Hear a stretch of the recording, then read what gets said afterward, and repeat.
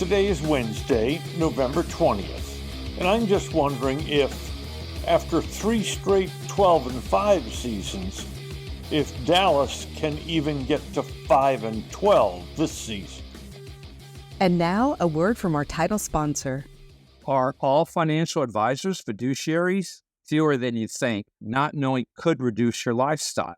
Hi, I'm Mitch Kramer, founder and CEO of Fluent Financial.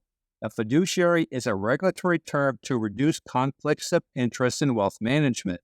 A fiduciary always works in your best interest. A non-fiduciary advisor might put their compensation or company ahead of yours. At Fluent Financial, we are certified financial planners acting as fiduciary advisors. To learn more, go to fluentfinancial.com or Fluent Financial's YouTube channel. For more than 3 decades, Bob's Steak and Chop House has remained an icon of DFW restaurants. Why? Well, maybe it's because of Bob. He's fanatical about cleanliness and friendliness, and his food, oh my Lord, his food. If you've been there, you know about it. If you haven't been there, you should know about it. The original Bob welcomes you at either of his 2 locations, Bob's on Lemon Avenue or the sparkling new Bob's at Craig Ranch, McKinney. The very solid Cowboy teams of the last 3 years used a pretty simple formula to post 12-5 seasons. It went somewhat like this. Use a varied offense behind a solid offensive line to take an early lead. Let the pressure of the scoreboard then start to work on the opponent. Use the incredible leg of field goal kicker Brandon Aubrey to extend the lead a bit. And as the feeling of defeat started to creep into the opposition, take the ball away. The Cowboys were very good at that. Force mistakes, and soon the game was out of hand. And then always defend the home turf. Now, exactly the opposite is happening. But then there's a very good reason why this script has been flipped. The Joneses have had a woeful offseason. They did not fill holes left by free agency, and that because they've poorly managed the cap, putting them in such a bind this offseason that they couldn't add valuable role players like that. And just 10 games into the 2024 season, the autopsy has already begun. Monday night versus Houston, at home. The formula for winning worked perfectly again, except it worked for Houston. They fell behind immediately. Houston scored in 2 minutes and 28 seconds to take a 7-0 lead. The fragile Cowboy offense can't run, dink and dunk passing, fell behind a little bit more. The Cowboys then started to rally a bit, but no. Eventually, more mistakes, and blown out at home again. Those fans paying for those very expensive tickets, and those very expensive beers, and those very expensive hot dogs, and a huge amount for parking their cars, have in 5 games seen the Cowboys ahead on the scoreboard for 2 minutes and 15 seconds. Of the 300 minutes played at AT&T Stadium this year, the Cowboys have led for 2:15. And Monday, the fans saw more classic blundering, bungling, and bleeding. And For those who wanted extra entertainment, if they'd shown up about 3 hours before the game, they'd have seen a piece of sheet metal fall from the roof, hurting no one other than Jerry Jones, who again suffered another giant bruise to his pride. Then Dallas' perfect losing scenario unfolded. Houston, first possession, jumped up on a 45-yard Joe Mixon touchdown run, the longest run, by the way, Dallas has allowed this year. Then another miserably failed fake punt.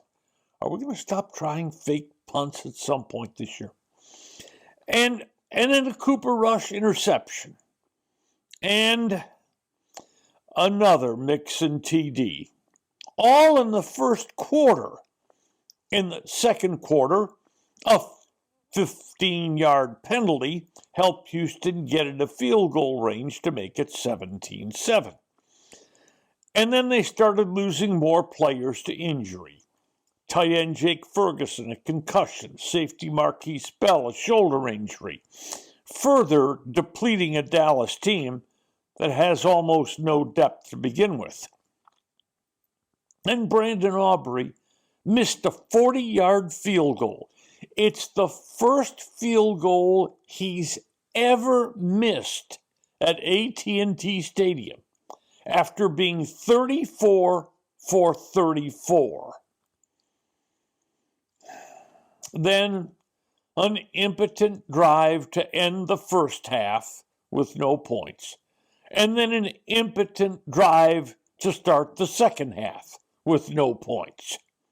They were down just 20-10 still.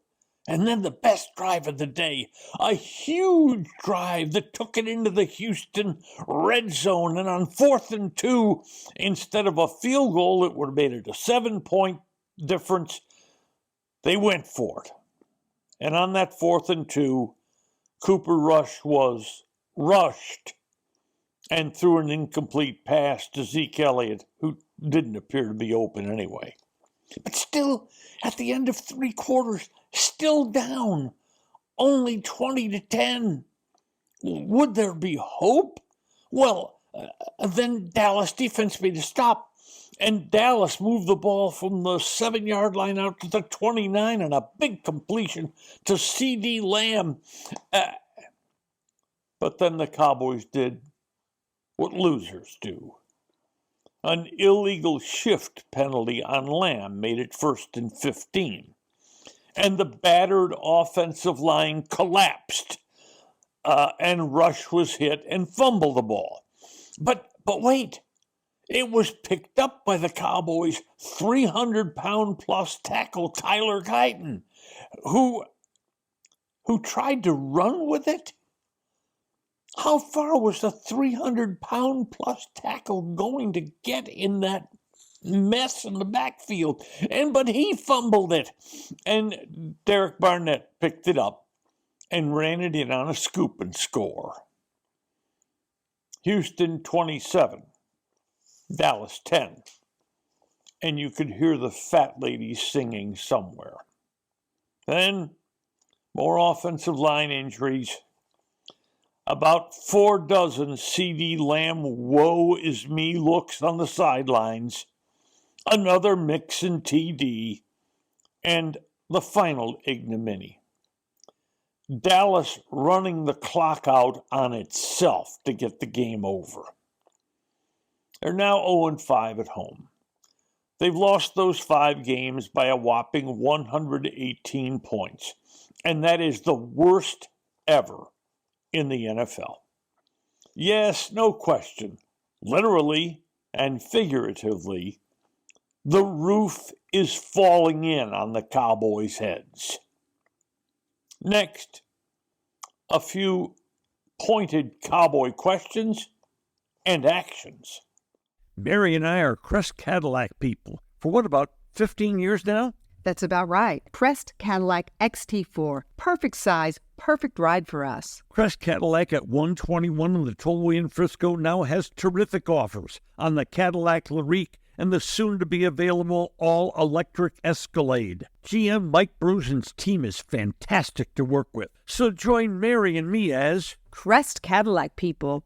Why did Dak Prescott need $60 million in his contract? Yes, that made him the number one paid quarterback in the league, but why not take a more team-friendly contract, like Aaron Rodgers did with the Jets or Patrick Mahomes has done with Kansas City? Could he have taken $52 million a year? Jeez, that's a lot of money. Or $54 million a year? And besides, he makes millions more from endorsements because, well, he's the Dallas Cowboys quarterback. So now, at 3-7, here are the moves I'd make. I'd start Trey Lance at quarterback in Washington. Do I expect any better result? Absolutely not. But let's see if Lance has got any game, because in the offseason, the Cowboys are going to need some backup quarterback to sign. Rush is also a free agent. Start signing guys off other practice teams. There certainly are players on other practice squads that the Cowboys have had or do have interest in. But how do you make room for them on the roster? Well, you start releasing some veteran players who are in the last year of their contracts. Currently hurt wide receiver Brandon Cooks, running back Dalvin Cook, offensive lineman Chuma Edoga. Hey, they're in the last year of their contract. Let them go. And maybe they can help a contender and they can chase a ring. Play kids wherever possible. Offensive line, wide receiver, secondary, even linebacker. Find out if you have any keepers there. And at middle linebacker, I know Eric Hendricks is having a pretty good year here, but that's the position Maris Liufa was drafted to eventually fill. Why not let him have some experience there right now? Finally, there is no need for tanking to get the Cowboys better draft position. Hey, that's happening without any extra planning. Dallas has 7 games left.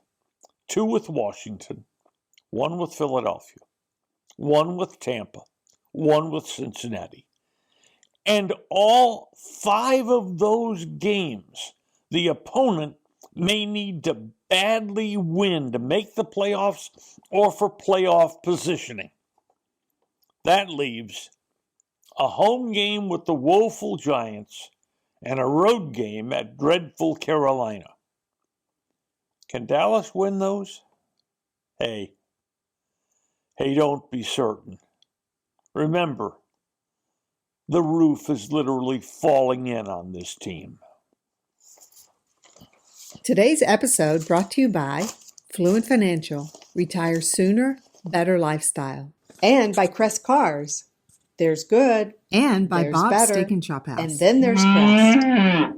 Thanks for listening to today's episode of Just Wondering with Norm Hitzges. If you enjoyed what you heard, please hit follow, and a fresh new episode will be delivered to you every Monday, Wednesday, and Friday. And if you know someone who might enjoy our work, please share it with them. I'm Norm Hitzges, and I'm always just wondering about something. And I'm Mary Hitchkus, and I'm just wondering too.